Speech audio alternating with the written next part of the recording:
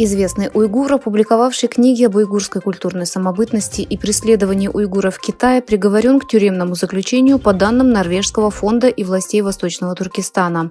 65-летний Эркин Эмет, который входит в список задержанных представителей интеллигенции в Восточном Туркестане, составленный базирующимся в Норвегии фондом Уйгур Хелп, был задержан в июле 2018 года, по словам основателя организации Абдувили Аюпа.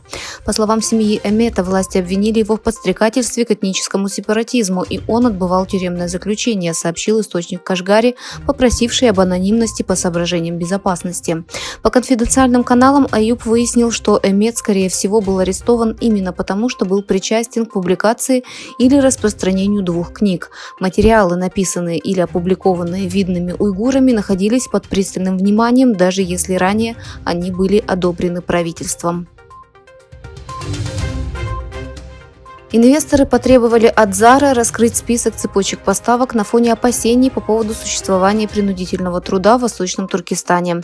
После расследования, начатого Европейским Союзом в отношении компаний ЕС по поводу их участия в деятельности по принудительному труду в Китае, некоторые инвесторы из ЕС призвали материнскую компанию Zara Inditex опубликовать всю информацию о цепочке поставок и оценить, участвует ли компания в деятельности, связанной с принудительным трудом, сообщила 12 марта газета Japan Times. По данным The Financial Times, Китай в соответствии с новыми правилами запретил использование американских процессоров AMD и Intel в правительственных компьютерах и серверах. Новые правила также запрещают использование Microsoft Windows и других иностранных продуктов для работы с базами данных, чтобы стимулировать предпочтение отечественных решений. Китай сообщил, что выразил протест администрации Манилы в связи с инцидентом, когда корабли береговой охраны распылили водометы на филиппинские суда в Южно-Китайском море 23 марта. Согласно заявлению Министерства иностранных дел Китая, заместитель министра Чин Шиадун провел телефонный разговор с заместителем министра иностранных дел Филиппин Марией Терезой Лазара. Министерство иностранных дел Филиппин также вызвало официальных представителей посольства Китая в Маниле после инцидента и передало их реакцию.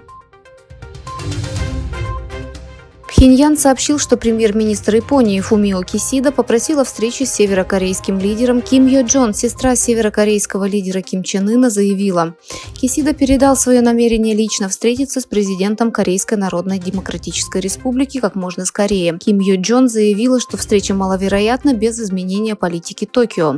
Если Япония действительно хочет улучшить двусторонние отношения и внести вклад в региональный мир и стабильность, будучи близким соседом Северной Кореи, она должна принять политическое решение о стратегическом варианте, который отвечает ее общим интересам.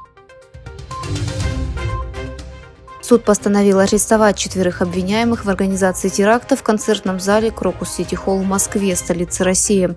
4 обвиняемых в организации теракта будут судить с требованием пожизненного заключения.